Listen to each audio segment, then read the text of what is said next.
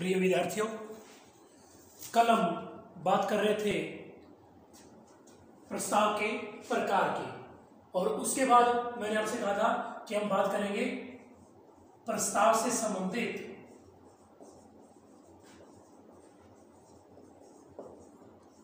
वैधानिक प्रावधान या नियम की। देखिए, अगर आप एक वैलिड प्रस्ताव करना चाहते हैं तो उस प्रस्ताव में आपके ये नियम होने अति आवश्यक है, और वो प्रस्ताव उनके अकॉर्डिंग होना अति आवश्यक है। सबसे पहला है कम से कम दो पक्षकारों का होना।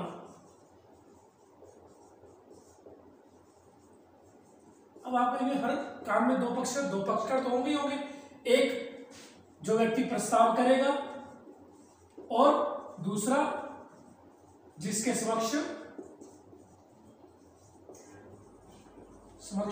प्रस्ताव किया जा रहा है, तो दो व्यक्ति होना अति आवश्यक है। दूसरा है प्रस्ताव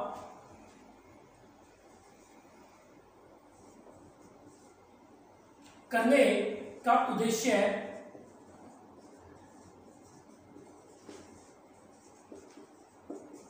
वैधानिक होना चाहिए।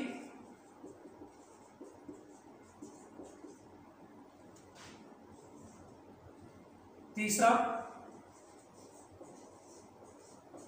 स्वीकृति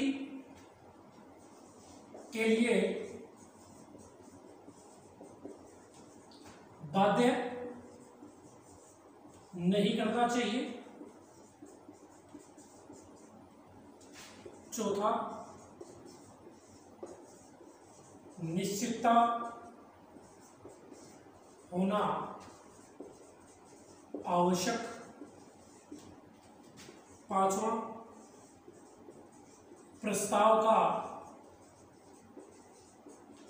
सकारात्मक या नकारात्मक होना।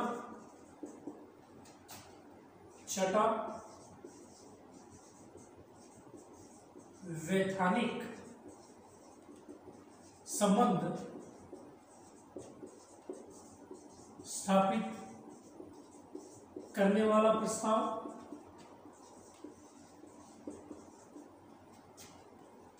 सातवां प्रस्ताव का संवहन होना आवश्यक। आठवां प्रस्ताव की विशिष्ट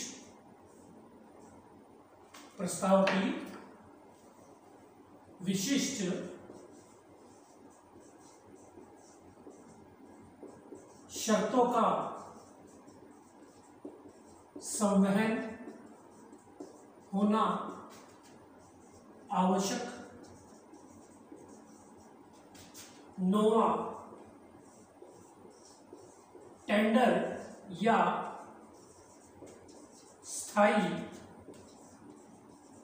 प्रस्ताव होना। 10वां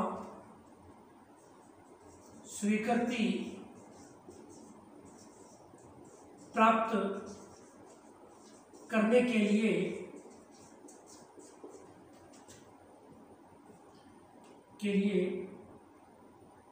पक्षकार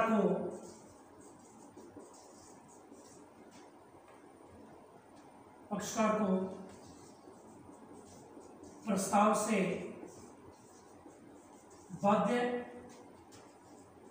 नहीं करना। देखिए, अब आप कहेंगे सर ये स्वीकृति के लिए बातें नहीं करना चाहिए और स्वीकृति प्राप्त करने के लिए पक्षकार को प्रस्ताव से बातें नहीं करना, ये पॉइंटों में अंतर है थोड़ा, तो मैं आपको बताता हूं। तो प्रस्ताव करते समय ये 10 नियम होने अति आवश्यक है। इसमें एक और बात भी जोड़ सकते हैं हम, सहमति या स्वतंत्र सहमति, यहां ये भी बात लिख सकते हैं, स्वतंत्र सहमति होना, यानी कि प्रस्ताव करने के लिए भी आपकी स्वतंत्र सहमति होनी अति आवश्यक है। ये हमारा 11वां पॉइंट भी माना जा सकता है। देखिए, कम से कम 2 पक्षकार होने अति आवश्यक है, एक जो प्रस्ताव कर रहा है और दूसरा जिसके समक्ष हमारा प्रस्ताव किया जा रहा है। तो 2 पक्षकार, पहला नियम हमारे इंडियन कॉन्ट्रैक्ट एक्ट 1872 के अकॉर्डिंग, दूसरा प्रस्ताव करने का उद्देश्य हमारा वैधानिक होना चाहिए, यानी कि रूल एंड रेगुलेशंस के अकॉर्डिंग होना चाहिए, रूल एंड रेगुलेशन के अकॉर्डिंग होना चाहिए। मतलब कि हम भी अगर प्रस्ताव कर रहे हैं तो हमारी संस्था भी रजिस्टर्ड होनी चाहिए, या अगर रजिस्टर्ड नहीं है तो हमारे में वो 3 नियम तो होने अति आवश्यक है। 18+ स्वस्थ और किसी भी अधिनियम द्वारा आप दिवालिया घोषित न हो, ये 3 नियम होने अति आवश्यक है। और हमारा उद्देश्य सामने वाले को या यानी कि जो दूसरा पक्षकार है उसे किसी प्रकार की कोई भी ठेस या चोट पहुंचाने का नहीं होना चाहिए, और ना ही हम जिस व्यक्ति को प्रस्ताव कर रहे हैं वो उसको उस प्रस्ताव के माध्यम से स्वीकृति के लिए उसे बाध्य करना चाहिए। भी जबरदस्ती हम प्रस्ताव कर रहे हैं और जबरदस्ती उस प्रस्ताव को सामने वाले व्यक्ति को दबाव देकर वो कार्य पूरा करवा रहे हैं, उसकी स्वीकृति लेना चाह रहे हैं, तो ऐसा भी नहीं होना चाहिए। स्वतंत्र सहमति होना, जो व्यक्ति प्रस्ताव कर रहा है, देखिए अब मैं कोई कार्य करना ही नहीं चाहता और मेरे पास जमीन पड़ी है, मैं बेचना ही नहीं चाहता, लेकिन आप जबरदस्ती मुझे ये कहें कि आप अपनी जमीन सेल आउट कीजिए, यानी कि मुझे ये कह रहे हैं, ठीक है ना, और मैं आपके प्रस्ताव को स्वीकार करके जबरदस्ती, किस तरीके से, जोर जबरदस्ती या छल कपट या प्रताड़ित कर कर आप मुझसे प्रस्ताव करवाना चाह रहे हैं, तो वो भी प्रस्ताव वैलिड नहीं है। निश्चितता होना अति आवश्यक है। प्रस्ताव में हमारी क्या विषय वस्तु, ये मैंने इसीलिए नहीं लिखा है, क्यों नहीं लिखा, निश्चितता होना किसमें, जो भी हम बातचीत कर रहे हैं उसकी विषय वस्तु निश्चित होना अति आवश्यक है।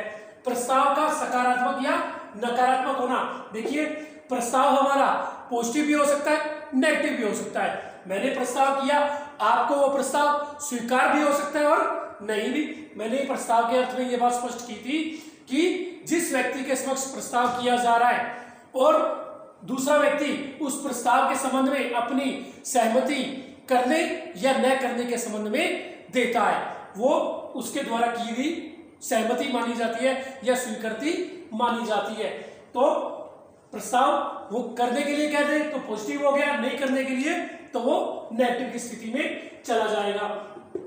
और उसके बाद वैधानिक संबंध स्थापित करने वाला प्रस्ताव, जो भी प्रस्ताव किया जा रहा है उसका एक ही उद्देश्य होना चाहिए कि हम उसके साथ वैधानिक संबंध बनाए, यानी कि आज ये नहीं कि आज हमने कोई भी कॉन्ट्रैक्ट कर लिया और भविष्य में करना ही नहीं है, नहीं, हम भविष्य में भी उसके साथ मेल मिलाप बनाकर रहे, उसके साथ व्यापार करें, बिजनेस करें या उसके साथ घूमे फिरे, XYZ, कोई जरूरी नहीं है कि हमारे लिखित प्रस्ताव ही होने चाहिए, गर्भित भी हो सकते हैं, हमारे पारिवारिक ठहराव भी हो सकते हैं। और इसके बाद बातचीत इनमें एक पॉइंट और भी आता है, क्या बार-बार प्रस्ताव